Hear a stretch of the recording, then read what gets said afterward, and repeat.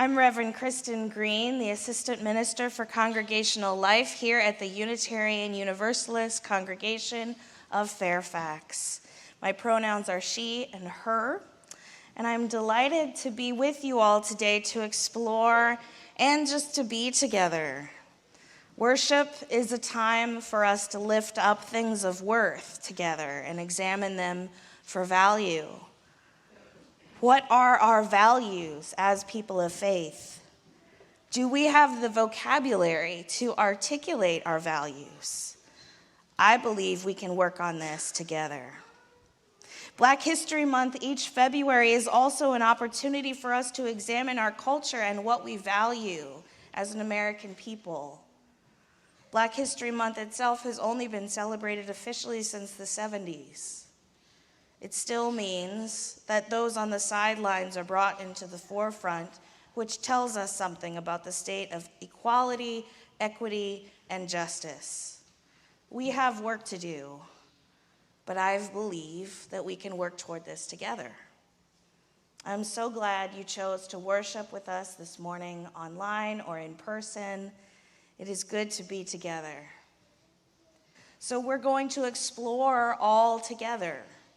So I'll need some props, and later on I'll need some volunteers. So start thinking if you're willing to volunteer and help us demonstrate an illustration that will help us understand the difference between equity, equality, and justice. But the first part is the prop. I need a fence. So thank you. We've got a fence that we're going to bring up onto the stage. A barrier. Thank you, Reverend David and Diana. The fence represents the system, the obstacles that are in our way on the road to justice or even liberty or basic human rights. We may have large or small barriers in front of us. Some things might be movable and other things not. Some things we may be able to overcome and others may not. Some barriers may have other barriers hidden behind them. Either way, there's a problem that's barring or preventing access to that other side. So I want you to think about difficulties that you might have. What might be difficult, make it difficult for you to get things that you need? Maybe your age makes it difficult. Maybe you're too young for things. Your abilities, your size, your gender, anything that makes you different might make it difficult. I wonder if you think about those around you in this space and what barriers they have, what difficulties they face. And what about the folks that just left our hypothermia prevention shelter this morning? What barriers and obstacles do they have? They've stayed with us for 1 week, but what are they up against? I want you to ponder these things as we enter into our time of worship together today. And ponder them with the openness of your heart to explore and digest. So now that we have a prop, the first part of our demonstration has to include a picture of reality of us with the reality of the fence or the system. So I need Reverend David's help to gather 3 willing volunteers of different heights to come up to our fence. Turn his mic on.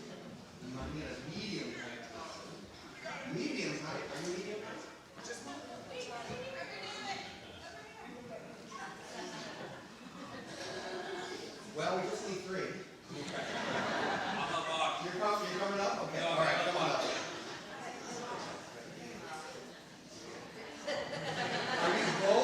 Are you both the tall person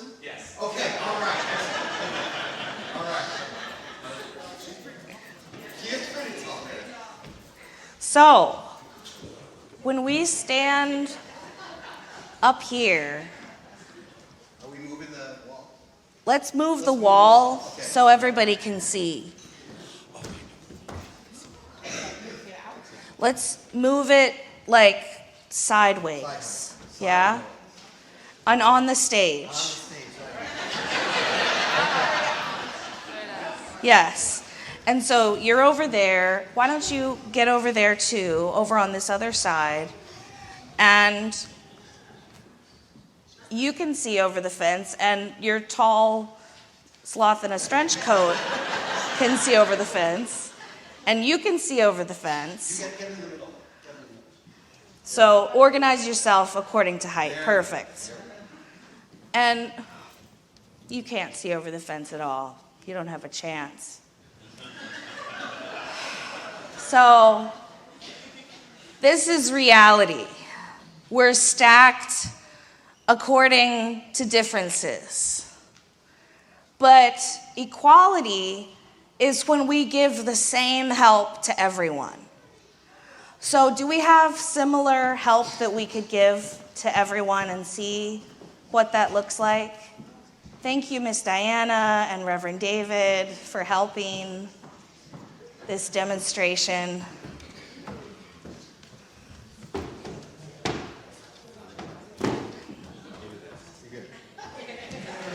All right. So our new reality is that the tallest people can still see even better. The middle person can definitely see even better. And our shortest person still can't see over the fence. Because the equal help didn't take into consideration the differences. Thank you, volunteers. I'm going to ask you to be seated.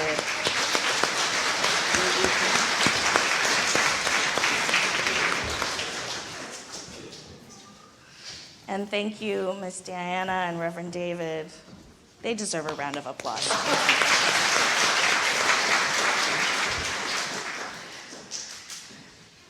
Equality is one of the central principles of democracy. And it's based on the belief that all people should have the same opportunities to be successful and have productive, enjoyable life. Equality is rooted in fairness. That's fair, since it's linked to another American ideal, that is of meritocracy. That's the idea that equality is based on whether you are good or better or best or bad. It's based on merit. The idea of equality is key to the notion that everyone will be able to achieve based on their efforts and contributions to society instead of their position or status. Equality was particularly important during the civil rights era when non-whites didn't have equal standing or treatment before the law. Most recently, there has been a debate about whether equality is enough or whether equity is a more important principle. That's what we're exploring here today. Is equality enough? Keep pondering these things as we continue on this journey together today. All right, let's get our willing volunteers back up here and bring the fence back up here to continue exploring the difference between these things that we are finally coming together. Thank you, volunteers. Yeah.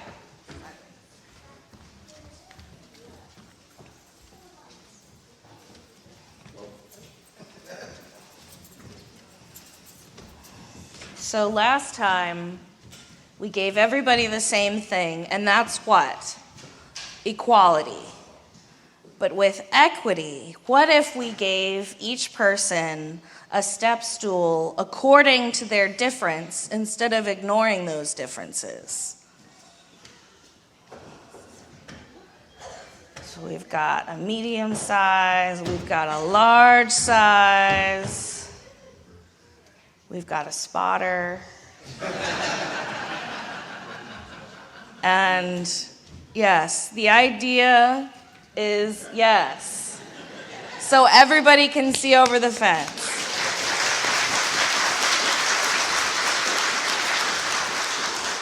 So each person has the help that they uniquely need to be able to see over this proverbial fence. But before we ask our volunteers to sit down, I want us to dig just a little bit deeper. But what if we didn't just give people better tools and better access? What if we actually went to this fence and tried to figure out why it was there in the first place? And maybe dismantle the fence altogether. Do you think we should take it down? Take down that fence. So now there's no barriers, and we don't need these extra tools, although the tools might help them later. So we want to allow them to have the tools. But liberation, that was justice, maybe.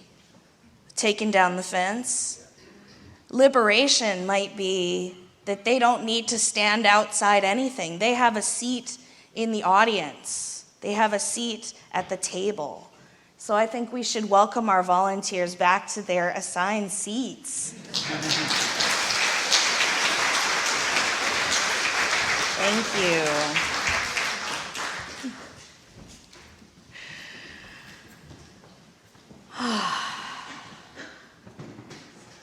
Equity means everyone is provided with what they need to succeed. And equity recognizes that everyone doesn't begin in the same place in society. Some people face adverse conditions and circumstances, making it more challenging with the same effort to achieve the same goals. Equity advocates for those who may have been historically disadvantaged, making it difficult for them to be successful. What is fair as it relates to equity isn't a question of what is the same, but rather the point from which a person begins. Equity takes into account historical and other factors in determining what is fair. But justice means that we take a look at this system and see what might be there to work through. Not just to tinker with and to adjust and reframe, but sometimes these systems actually need to be taken down completely and dismantled, and then put back together in different ways with different tools. For example, taking down the fence entirely might not be an option. Maybe a chain link fence that people could see through would be an option. But really, liberation is what we're trying to get through to. And that's where there's no fence at all to wrestle with. And everyone is welcome in the stands or the audience at the event where there used to be a fence separating the haves and the have-nots. If it wasn't already abundantly clear, I think we have a graphic to illustrate our point one last time. Reality looks like people gathered at the fence. And our reality here at UUCF includes folks of different abilities, different heights, different skin colors, different socioeconomic status, different ages, so many differences. And there are some here who would even have to roll up to the fence and wouldn't get any use from a stepladder at all. But how do we as individuals and as a community at UUCF enact equity or justice? Thank you for this graphic. One seemingly small example is called the Platinum Rule. The Platinum Rule is built off of the Golden Rule, which used to say, "Do unto others as you would have them do unto you." The Platinum Rule says, "Do unto others as they would have you do unto them." So it takes into account what the other person wants and needs, not just what you would prefer or think is best. It considers equity, not simply equality. And it also, for me, enacts justice, that whole do unto others thing. Justice, as Dr. Cornel West states, is love in public. Justice is when we do unto others what they would have us do unto them, and we spread love in public. Adam Grant writes about the difference between pessimism, optimism, responsibility, and initiative. And they all recognize that we have a problem, but some of these are better at approach than others. It's more helpful vocabulary as we begin to articulate our values. The pessimist says, we have a problem, but we can't solve it. The optimist says, we have a problem and we can solve it. Responsibility says, we have a problem, can I help solve it? And initiative says, we have a problem and here's how I'm solving it. What role will you choose? How will you choose to show up in our collective future? What energy will you bring? Adrienne Marie Brown often writes about how everything is connected. The soil needs rain, organic matter, air, and worms, and life in order to do what it needs to do, to give and receive life. Each element is an essential component.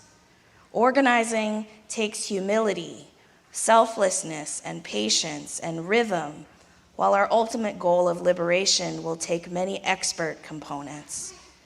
Some of us build and fight for land, healthy bodies, healthy relationships, clean air, water, homes, safety, dignity, and humanizing education. Others of us fight for food and political prisoners and abolition and environmental justice. Our work is intersectional and multifaceted. Nature teaches us that our work has to be nuanced and steadfast, and more than anything, that we need each other at our highest natural glory to get free. We are not only responsible for ourselves, but we hold each other's fate in the palm of our hands at times. We need each other, and we have each other. Blessed be. May it be so. And amen.